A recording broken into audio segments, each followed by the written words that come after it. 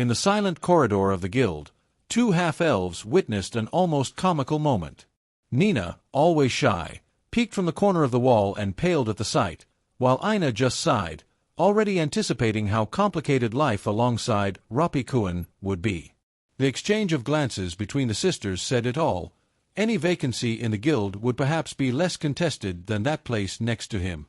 But, while these small tensions were happening on the surface, a much more serious dilemma consumed Bell. Since becoming the leader of the Hestia Familia, a persistent doubt haunted him. Was he really capable of leading? No matter how hard he tried, the feeling of not being up to it remained there, silent and heavy. It was after the confusion involving Finn and his unexpected marriage proposal, something Bell never imagined witnessing, that he decided to ask the Paolum what it really meant to be a leader. They were walking down the street, chatting calmly, and Bell, somewhat embarrassed, finally blurted out the question he had been holding back for days. The answer came quickly, directly, and completely different from what he expected. Organizing and improving the congested human relationships. Bell was speechless. He imagined that leadership would require genius all the time, an impeccable strategic mind. But Finn was talking about people, about dealing with emotions, insecurities, silent conflicts. Small cracks that, if ignored, could destroy a group faster than any monster in the maze.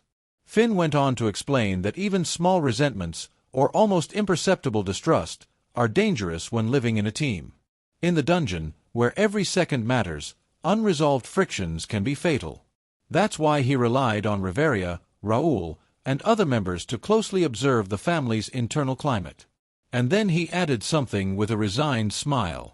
Especially when it comes to passions and love affairs, it's good to be vigilant. Bell felt his face heat up. He immediately thought of Ryu, of how his relationship with her might be perceived by others. Even though she said everything was fine, Bell couldn't shake the feeling that, somehow, he was failing as a leader. It was as if he were carrying two different responsibilities on each shoulder. But Finn, noticing his insecurity, gave him advice Bell would never forget. A good leader is also one who paves the way and pulls everyone else along with their own back.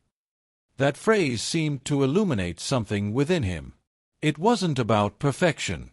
It wasn't about never making mistakes.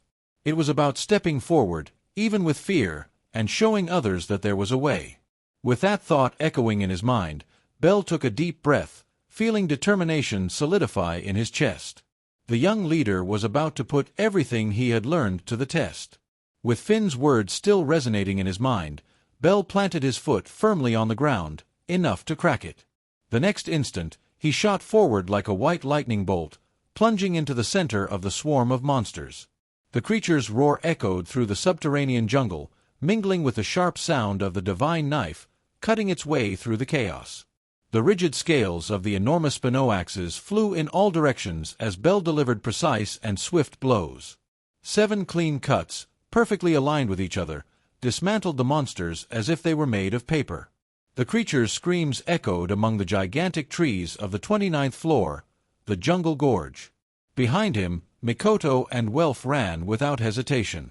The bluish flame of the level up still enveloped their bodies, as if wanting to join the battle alongside them. Bell aggressively cleared a path, not for glory, but to relieve the weight that weighed on his companions. The territory ahead was treacherous, a dense jungle, where immense trees formed natural walls that blocked the view. Despite the name, the place resembled much more a deep, claustrophobic green canyon. The layers stretched out like giant steps, and each descent revealed a new area swallowed by shadows and vegetation. And inside, as if they were the true owners of the dungeon, lived the dinosaur-like monsters. One of them advanced brutally.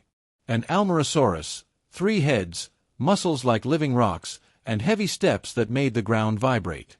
Mikoto raised her blade to block the impact, but was pushed back like a leaf being swept by the wind. Even so, she regained her balance, only to hear Welf shout, "Don't face those brutes head-on." Not even at a new level will that work. And he was right. The Shadowraptors, quick as living shadows, emerged from the flanks trying to catch Mikoto off guard. Welf, knowing that hesitation meant death, drew his magic sword with a crooked smile on his face. Complaining now, Lily? I told you this beauty would still save us.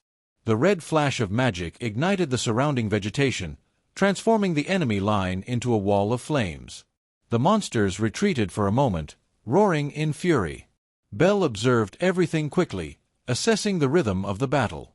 Welf was different, more confident, more aggressive. Mikoto, more precise and synchronized. The two were not only keeping up with him, they were growing alongside him. In that place, everything was amplified. The smell of the jungle, the stifling heat, the weight of the giant creatures, and the constant risk of death. The dinosaurs seemed to be born from pure brute force, as if the dungeon had decided to test the adventurer's abilities in a direct and cruel way. And yet, Belle faced it with firmness. The roars intensified.